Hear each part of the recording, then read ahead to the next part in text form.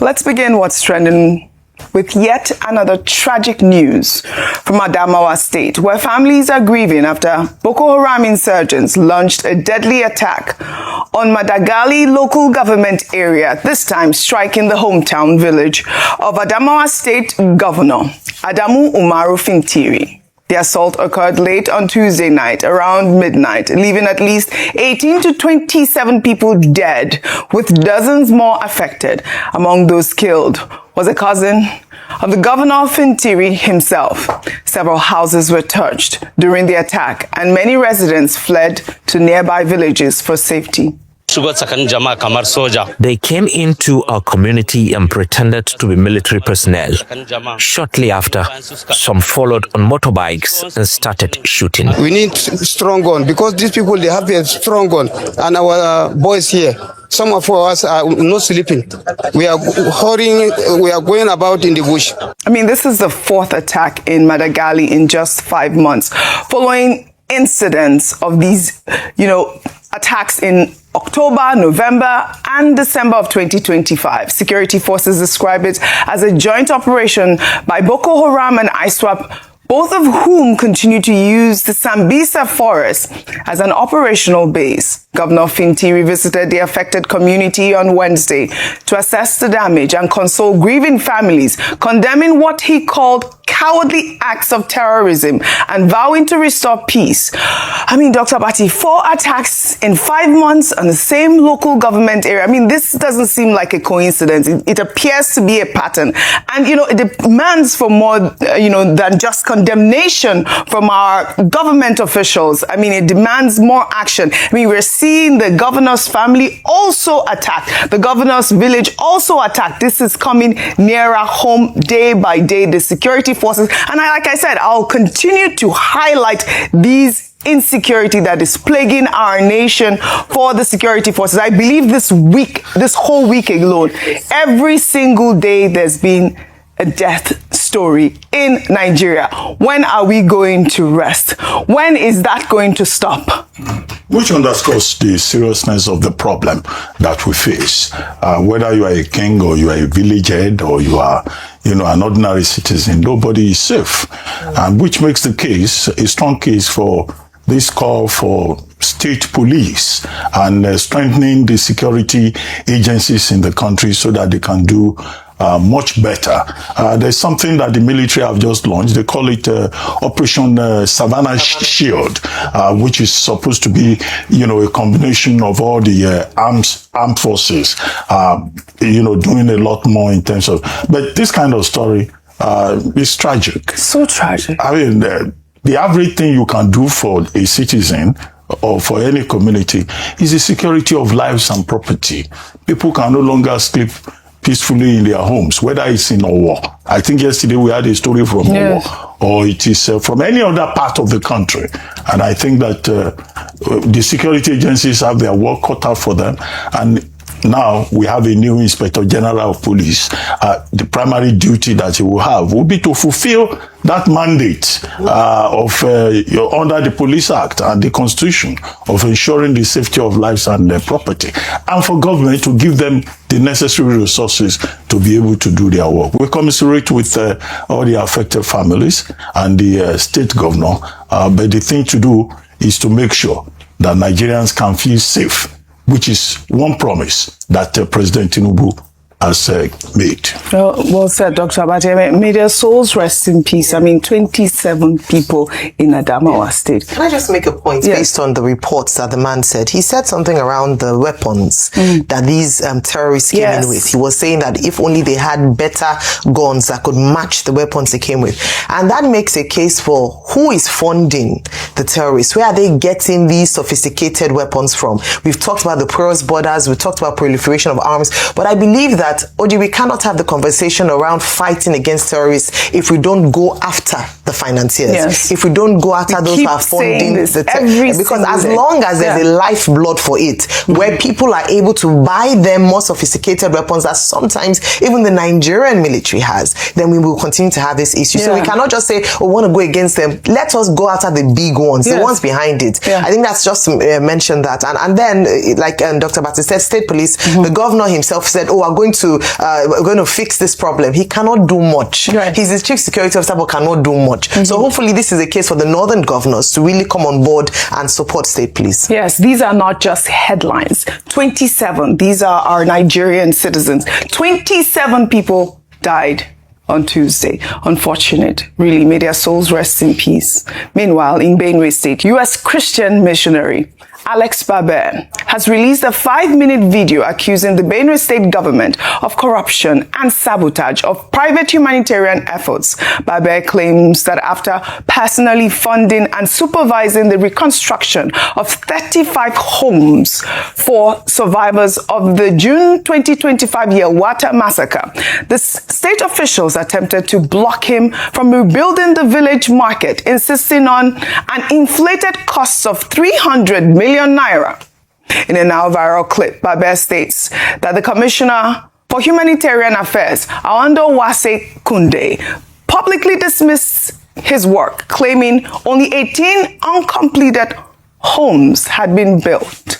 Let's take a look. Mr. Kunde, instead of commending and praising the work that is done in your state, you spit. You intentionally lie about the work that has been done in order to discredit what we've done. You are talking of 36 houses. The best of my knowledge, the last time I was there, he raised 18 uncompleted 18 houses that he had. You know that it's been more than 18 homes. If you've been to Yelwata, you know that the work has been ongoing for months. And at this point, dozens and dozens of homes have been completed. But then you want to tell the news and you want to lie and try to discredit. And say that, oh, last time I was there, only 18 homes. Well, you must have not been to Yelwata in months because today is 41.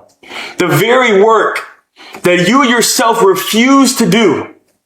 For 6 months, the government had the funds to do rebuilding, to be able to help the people. And it wasn't done.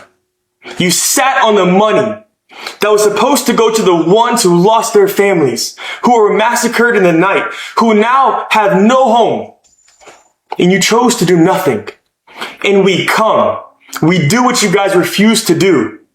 And your choice is not to uplift and to praise, but to spit on what we have done. I don't know who gave him 300 billion projects to build market. It's laughable. We don't have such. If you have any 300 billion project that the ministry write to him or whatever, he should come. Mr. Kunde, you say that you have no clue who talked about a 300 million market. Yet it was your own words. Tell the truth. I have the messages. They're right here. You sent the video. You told me the figures of what this market that was proposed will cost. And I rejected it and I said no. Rafai, this is frustrating. Babe has called the commissioner's statement shocking and deliberately false and warns that U.S. officials are monitoring the situation closely. The question Nigerians are asking: if a foreign missionary can rebuild 35 homes, what exactly has the Benue State government done with the billions of naira donated for these same communities? Now, we call on the EFCC to look into these claims. I know I took one of the stories from the First Lady donating about 1 billion naira, to Benue and all of that. And now we're hearing this Commissioner for Humanitarian Affairs attacking the one man who's been doing the Lord's work in Yelwata. Rufai. You know the song that was ringing in my head as I was singing? I find it frustrating. I was singing the song that was ringing in my head. The number you are calling is not available. These guys are jokers. No, it's you see the shame ridiculous. And disgrace. A foreign Christian missionary came to do the work government ought to do because government abdicated the responsibility. At first, this was the same Yelwata that President Tinubu, the leader of the country, couldn't even go to because then it rained that day and the road was bad. After we had called, go there. People leave their own turf, come to build homes, then you now start to controvert the issue. Instead of you to be lying on the ground, be licking Alex Babi's feet and saying, Alex Babi, thank you. You are the savior. You are the modern day Jesus. Thank you. But it will never. You see, when I tell you that the country is gone, or do you think I'm joking? See this man. They want to also feast on the misery of people. Isn't it enough that they kill people like that in Yelwata? Nobody could save them. They want to also feast on the misery of people. So what have they done for their own people? And that's the shame that they should feel. Look at Yelwata people. I constantly interview Francis Nto and people that have families that have been affected. I have also helped raise money for one of the IDP camps around there. But these people are not concerned about the people. See, Hoji, today, you know what they do? They get into government just to get privileges and they get money and resource. And once they get the money, they move on. So the missionary that raise money from abroad, they will want to tell him an inflated figure because all they believe is shop the money, just bring the money, let's shop. Eh? All right. And that's why you see their lives are never better. Hoji, speaking of Adamawa, it will happen again. See, another thing I want to also tell people, because I see that we are getting ahead of ourselves in this conversation about state police. We are being delusional. If you have state police, it's not going to change anything. Once you have an established culture of impunity, nothing is going to change. Because if the federal forces, there has been allegation of infiltration, how are you not sure they are going to infiltrate the state forces? Until we collectively rid our society of this level of terrorism, nothing will move further. Look at Sfintiri. He has just decamped to the APC. As they are close to the center now, does it stop his state from being attacked? No. The answer is no, Rufai. The answer is no. I don't know if you wanted to chime in quickly on Babe's story, Ayo. Yeah, thank you so much for bringing up OG, because when I watched the video, it was shame that covered me. Yeah. Shame because it's almost the story of the Nigerian government in many instances, whereby there's a dereliction of duties, then people, whether it be internally, home, come gather money together, or internationally, and then rather than appreciate the efforts of Alex Baba, it was a trade of, oh, you didn't do this, what did you do? Mm-hmm. We have been talking about part of this issue around this, persecution and resettling of members of the community in IDP back to their communities is for the government to do something. What has the Benue state government done? Not only has the president's wife donated. Goodwill, there's been goodwill donations from different quarters, yet these people are still in deplorable conditions in IDP camps because their government has failed them. Then one individual who has rallied support comes to be, whether it is one house, you are there making fun of a house or 20 or the number of houses based on the inefficiencies of government. Yes. I think it's a shameful period for the government. He actually did more worse than good. And I'm glad that this man, they should not think this is Nigeria. They come with receipts. They have evidence of how much money, and he said he even has phone conversations to buttress his point around, the conversations with the Benue state government. It is sad, and they do need to be probed. They need to be probed and investigated, not after the tenure, the lifetime of their tenure, but right now, so that everyone who is culpable in taking advantage or leveraging people's disadvantage will be brought to book. Wickedness upon wickedness. All right, Dr. Bati, you wanted to say something, but I wanted to say the more important part of that statement by Alex Babi is where he ended. He said to the government of Nigeria, stop the killing. Yes. And he asked two questions. When will you start helping the suffering people of your country? This is the question. When are you going to do the right thing? This is it. Those are the three statements with which he ended that video. Well said. I mean, they're important questions. Very good questions. And, we call on the EFCC, like I said, to investigate the amount of money that has been put into Benue State alone